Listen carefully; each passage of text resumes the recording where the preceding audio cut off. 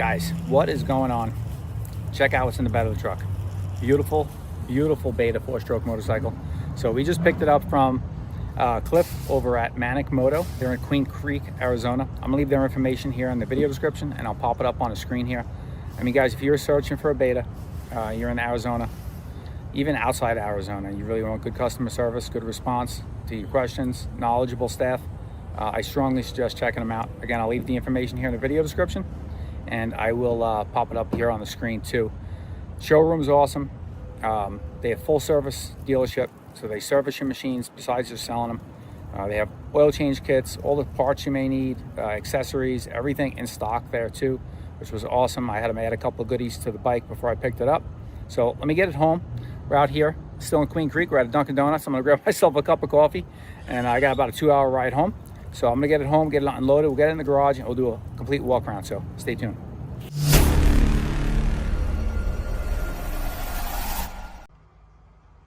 All right, guys, got her home, got her in the garage.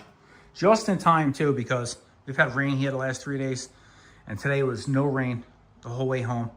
As soon as I got it in the garage, it's just started raining, so she didn't get rained on. Not that it would have been a big deal, but it's nice to get it home fresh and clean, not have to wipe it down. So here she is in all its glory. So this is the beta. It's a 2025 model and they have a few leftover beta 25 models and they got a pretty good size rebate on them. So this is the 2025. I had my dealer order it from the beta warehouse in California. They had like 9 of them at the time, I think he said, left when I ordered this one. So probably less now, but this is the 350 4-stroke. So this is the RRX Pro, so they have 2 lines. They used to have the base model lineup, if you want to call it that, the non-race model used to be called just the RR. Now it's the RRX Pro, and it's basically been changed a little bit from the previous models. It's got an all new frame. The frame is the same as the race edition. So if you get a race or an X Pro, you're getting the same frame and chassis. You're getting the same motor, all that stuff. Basically, the difference is, besides the colors of the plastics, you're getting different suspension on the X Pro versus the race. And the race, you're gonna get all KYB, but it's set up significantly stiffer. So unless you're riding a race pace and really hammering it and really getting on it hard, that suspension is going to be a little more abusive to you. The bikes also sit up about 1 inch taller than the X Pros do. So the X Pro, perfect bike for me, sits a little bit lower. It's advertised as a 36.5 inch seat height as opposed to a 37.5 inch seat height, which is 37.5 is about what the Japanese bikes run and the Huskies and the KTMs typically. So at 36.5, it's a little bit lower than those. And I will tell you too, based on my experience, I've had other betas and other people that have talked to beta, that have talked about their betas, is typically, you know, everybody likes to set the sag right away. Usually after the first couple hours, the springs and everything settled quite a bit. So it's gonna be lower once you get a few hours on it than when you first take it home. I think it's like that with a lot of things, but these specifically seem to be that way. So then we'll get the sag set, and it should be a really comfortable ride. The suspension is supposed to be really plush for, you know, medium pace trail riding and slower stuff, which is a big thing with some stiffer suspensions. You get into some rough situations, typically, you know, if your suspension's really stiff for a faster pace riding, it's going to beat you up on the slow stuff. This is the opposite. It's set up more of a medium pace, slower pace rider, which is myself.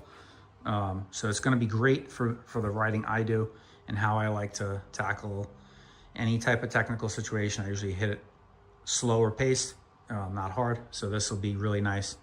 Less abusive on my old body. So a couple of extra goodies I got with it.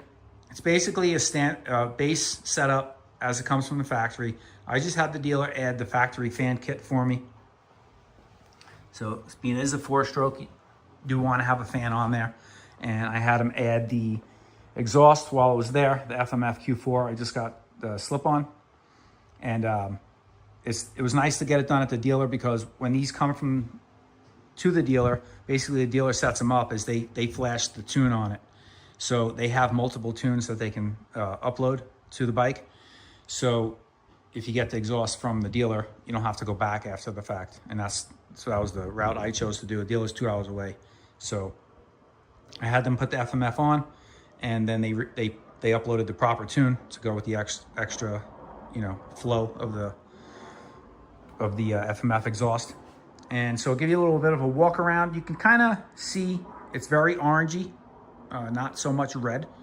And that is, a lot of people, I wasn't even myself sure. I've never seen an X Pro in person, just online. And so they do look very orange in most of the photos and in the videos I've seen on them. And so I wasn't really sure. I had seen a couple videos where it looked more red, but once I got there and seen it in person, it does. If it looks orange to you right now on the camera, it's because it is very orange. It's very like, when the light's on it, you can see it. When there's like back here on the, right now, this will look a little more red to you probably without the light on it. As soon as there's any type of lighting on it, it almost looks like highlighter orange to me. This is kind of the impression. You see the front fender with the light on it. It doesn't look red at all. And just to compare, you can see the frame is more red, and then you can see it contrast with the orange and then the orange on the fender. It's definitely more orange than it is red. So keep that in mind if you haven't seen one sight unseen and you go get one. That's how they pretty much look. The decals are a little bit redder than the seat and the plastics. They are very orangey, which I like. I'm fine. I'm a fan of that. You can see the difference here too, where the gauge cluster is more red than the plastics for the light shroud, for the mask. So with the X Pro, you get a tugger strap on there. Probably I'll never need it, but it's there. You never know. If you got to pick your bike up in a precarious situation, it's good to have. Another exclusive thing to the X Pro lineup is you get anti-vibe bar clamps. So the race editions do not come with these. I don't know why they wouldn't include them. The race editions are more money, but you don't. You get the anti-vibe bar clamps here on the X Pro. These are the X-Trig rubber isolated bar clamps. So supposedly they're really good and they make quite a bit of difference. So it's nice to have them. I've never had any type of anti-vibe on anything I've owned. So it's cool to have it on this. It comes with the ZF, Sachs ZF suspension. And they've completely redone it for 25 model year and up. So the forks on these are separate hydraulic chamber. That's what it says on the fork there. And what that means is basically you have the one side is the spring, the other side is the hydraulic chamber. Noisy trucks. So you have your spring on this side and you get a preload. So you can add preload to your spring if you need to. And then on this side, you have your hydraulic chamber and you have rebound on the top and you have compression at the bottom. So you have compression and rebound on one side and preload on the other. So you have actually a little bit more adjustment than you would on standard forks where you usually don't get preload, but you do get some preload on these. So if you want to stiffen them up a little bit or raise how high and low the front is kind of sitting,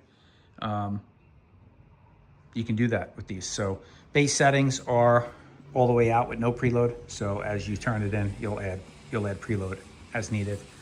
I don't anticipate probably needing that, but you never know. We'll leave the suspension at base settings, and when we go break it in, which by the way, I'll probably do tomorrow. I probably will not take you guys on the break-in ride. I'll probably wait till I get it broken in, get a feel for the bike, and the break-in ride is going to be rather boring. So I'll get it broken in. Kind of got to go easy on it for the first hour, under half throttle up, and then under 75% or under 70% for the next couple hours. Then at the 3-hour mark, do an oil change. So I'm going to go and do all that myself. And then once I get it broken in, I get the oil changed, probably the following week, next Friday, we'll go out and do a ride. And I'll give you kind of like my first initial impressions ride review. And here comes the rain. Yes, it does rain in Arizona, folks. Skies have been opening up the last 3 days, so it's nice because this way I'll take this out and I won't be all dusty. I'll get some nice dirt tomorrow. And that leads me to the next thing about the betas.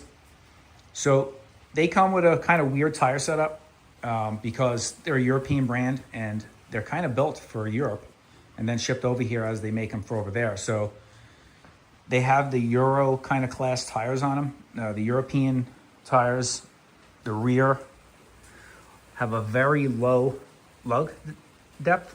So the tread depth is very low. It's not as deep and as aggressive as the tires we typically see on dirt bikes here in the US. So these will be good for a little bit, but we'll probably do some tires. I don't usually go right away and change tires on my bikes. Actually, I've never had to change tires on my bikes. You guys know how fast I go through them. But on this one here, we'll probably get a few hours on these. We'll see how they hold up. And then we will swap them out for, I'm thinking AT82s, front and rear, and some heavy duty tubes. It's probably the route I'm gonna go. And spoke about the oil change. So the way oil is on these two, which is really nice, is they have a split case design. So kind of like the old Hondas, where you have your transmission side oil separate from your engine side oil. So on the clutch side, that's just going to lubricate your transmission and your clutch fibers and your clutch pack. And then on the engine side, you have a Cyclast, and that's just going to lubricate, your crank, your top end, your valves, your rockers, cams. So that's nice because you're not getting all that dirty clutch material into the engine side. It holds double the oil, I guess would be the downside, so a little more of an expensive oil change. But you're keeping your engine oil cleaner, keeping the clutch material and all that stuff on its own side. And then the clutch side has a magnetic drain plug, so pretty cool there. The oil filters on these things are very unique to Beta. Most bikes, so the oil filter cap is here. We'll take the skid plate off, obviously, when you do the drain. There's two drain plugs, transmission, engine side, and then you have your oil filter cover here. So when you take the oil filter out of these, they're, instead of being like little short, stubby, like most dirt bikes and ATVs, they're really long. They're like probably triple the length long, and they go all the way in. So very unique to Beta. Beta has quite a few things that are unique to them compared to some other manufacturers. Another unique thing is the way they set up the way they adjust for altitude and temperature changes. They have what's called a stepper motor. So what that does is it reads, it's an electronic motor that changes the air passage, how much air is allowed through in the mixture. So that stepper motor constantly, measures atmospheric pressure and all that stuff, temperature, altitude. So what you do with these is, let's say you're riding at home and you're at sea level, and that's most of your riding. And then you go up to, say you go up riding someplace, you go up to Colorado or somewhere, it's 10,000 feet. And what you do is you start it up, you let it idle, you don't touch the throttle, you let it fully warm up until your fan kicks on or until it's fully at operating temperature. And then as it's warming up, that stepper motor is adjusting, and then it locks in when it gets to operating temperature and it sets itself. So you don't have to do anything manually, and it's an easy way to always make sure it's set up for where you're riding. You start it up, let it warm up, get your gear on or whatever, and then you're good to go. So definitely a little bit of a unique way of doing things. Beta is pretty unique compared to some of the other manufacturers. And that's kind of what I like about them. They do things a little bit different, but the quality seems to be really, really good on these things. And they have the best customer service in the industry. I mean, they back their products up 110%. If you have a problem and you go in, they're going to cover it. They're going to take care of you and they're going to fix it. Unlike, some of the other manufacturers pretty much have a taillight warranty, and something happens, a lot of times you're left on your own to deal with it. So kudos to them on that. It's definitely a huge thing when you're buying something, especially nowadays. Dirt bikes are, $10,000 mark, some of them more. And you spend that kind of money, you want to have a little bit of peace of mind knowing that, hey, if something does happen, which, anything can happen to anything, the manufacturer is going to step up and take care of you if there's an issue. And Beta is widely known. If you scour the internet at all, you'll read countless stories of them taking care of customers that have needed some some work done, maybe even outside of warranty. So they're really, really good about that. So the reason I went with the 350 is power delivery. This is supposed to be, obviously I haven't ridden it yet, but a extremely smooth linear power delivery on these 350 betas. They're not as snappy as the Austrian 350s. They're a very smooth acceleration right off idle. Whereas a lot of 4-strokes fuel injected off idle, they can be a bit snappy and a bit, a bit abrupt. So when you're getting through some tight stuff, sometimes it can be, you get that on-off throttle feeling. From what I'm told and all the research I've done, and I have a buddy of mine, Mike, he just bought the same exact bike, but he got the race edition. He says to me it's extremely smooth and linear throttle. So I'd contemplated either on this or the 390. I decided to go with this just for the more freer flowing aspect of the motor characteristics. And I've heard nothing but good things about these 350 motors from Beta. So all their 4-strokes are really good, even their 2-strokes. They make really good motors. But I hear great things about the 350. So I'm very excited to get it out on the trail and get into some dirt and try it out. I'm more so excited about the plush suspension. That's going to be huge. Coming off the WR, the downside to that bike is it did beat me up a little bit on long rides. It can be a little bit stiff and rigid, that bike. And that's both due to the valving in the suspension and the chassis. This is total opposite. You have a more forgiving steel chassis, which most of the European bikes, including, the KTM lineup have, as opposed to the Japanese bikes. And the plushness of the Sachs suspension is going to be really, really nice out there on a trail. And so I'm really, really excited about getting it out. One thing you're going to want to do to a Beta, if you want to really keep track of your hours, just a tip, is they do have an hour meter and an odometer here in the gauge cluster. But the hour meters on these only track when the front wheel is revolving. So once you're rolling and you're driving. When you start it up and you're warming it up and then you're idling, it's not counting engine hours. So if you want to be truly accurate to how many hours you have on the bike, just get an hour meter, throw it on before you first ride. That's what I've done. I have one. I'm going to install that tomorrow before I take it out on its first maiden voyage and take care of that. This way I know for sure for maintenance, for myself too, how many hours are on it and all that stuff. It's good to know. I like to be accurate with those kind of things. And then we'll check the sag, go through the bike quick, give it a once over, and then we'll take it out, do a break-in tomorrow, hopefully have enough time to also come back home and change the oil. And I'm really excited about getting it out. A couple of little features about these, if you don't know already. All the Betas come with a hydraulic Brembo clutch. So that's a nice feature. 4-strokes come with a map switch. They all come with a map switch, but on 2-strokes are carbureted from Beta, so the map switch is only going to do very little. It's just going to retard the timing a little bit in the CDI. Whereas with the 4-stroke fuel injected, it completely can change the mapping. So you have a map button on top, and then you have a traction control button that you could just turn on or off, which is really nice. Everything's with a button. Start stop is all on one side. Your single cable throttle assembly tube. And I believe it's a 2.5 gallon fuel tank. So headlight, 2, high beam, low beam. And what's unique to Beta as well is these bikes all come pretty much that you can plate them right from the dealer floor. In most states, you're going to be able to plate any of their dirt bikes. Now, if you're in a more of a stricter state, like say California, stuff like that, they do make all of these models in a dual sport version. So it's got the emission stuff added to it, and comes with the turn signals.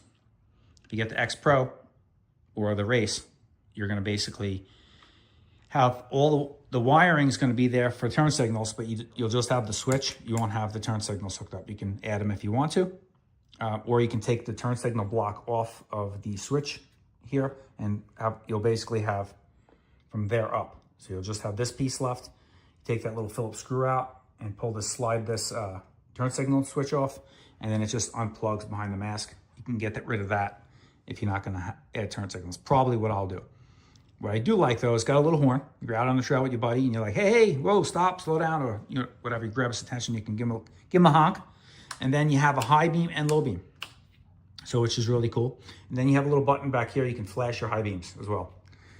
I think it's pretty neat. It's very unique to Beta. And then also the tail light, rather than like say a Honda 450X or a Yamaha WR or even the Huskies and the KTMs, the Enduro line they have a tail light, but it doesn't work as a brake light on those bikes. Everybody always asks anytime a video is posted with a bike with a headlight and tail light, is that street legal? And the answer for most of them is no, unless you live in a state like Arizona where you can kind of make anything street legal. But this makes it even ultra easier because this actually works as a brake light as well. So there's a switch for your brakes that when you hit the brakes, it'll actually activate dual filament. So it'll be running light. And then when you hit the brakes, it illuminates as a brake light. So really unique. And that's nice too. It's kind of like the sport quads. So if you have something, if you're following somebody on one of these and they hit the brakes, they're stopping. So it's pretty cool. I don't know why most manufacturers don't do that. It's just a matter of adding a switch down there at the master cylinder, and you have brake light capability. So I think it's pretty nice. It's good for out here, especially when you hit some roads and connecting trails and stuff like that, where they're for registered street use only. It's good to have those things, So it'll be plated on road and off road here in Arizona, and then I will just have my plate back here, right on the Enduro tail piece there, and we'll be good to go. Pegs are pretty nice and wide and fairly sharp. Very similar to the pegs that were on my Huskies and stuff like that. So tomorrow we'll go through the bike, give it a little preliminary run through inspection, and then we'll get it broken in. But I wanted to give you guys a little walk around, reveal the new unit to the channel, and I hope you guys like it. There's gonna be a ton of content coming on this, so stay tuned.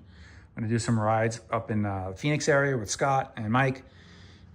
Mike's got his Beta 350 race, so it'd be cool to compare the two side by side as well. And again, if you guys are looking for a Beta, you're in the Arizona area, check out Manic Moto. Reach out to Cliff over there, tell him Joe with Odyssey Offroad sent you. And I'm pretty confident you're gonna be happy with the customer service there and the pricing. They're real stand-up group of people over there. So check them out. They got a nice showroom too. You can look around. They got some accessories, all the oil, filters, everything you need to maintain the bikes as well. And that is about it for this one, guys. We're gonna wrap it up. I'm gonna take the wife out to dinner, and we're gonna get cracking on this one early in the morning tomorrow. Go through the bike and get her broken in. So we'll see you guys on the next video with the bike. Will be the first initial ride impressions, and fingers crossed. But I think she's gonna be a real nice bike. Also, real quick, I just realized when I grabbed it here, a lot of bikes come with grips that are pretty abusive to your hands from the factory. The stock grips on the Beta are actually pretty soft. So if that's, I don't think would be a selling point to most people, but I think it's just something I wanted to note. It's probably one of the only bikes. I had a Beta X Trainer a while back. It's one of the first bikes I had. And it was probably the only bike I've never changed the grips on. I usually go with a set of ODI Rogues. So these we can keep for a while. They're actually pretty soft and not too bad. They're nice grips. So that's it for this one, guys. We'll catch you guys on the next video. Smash that thumbs up button. Subscribe if you haven't. Plenty more Beta content. And there's one final look at her before we sign off. Catch you on the next video.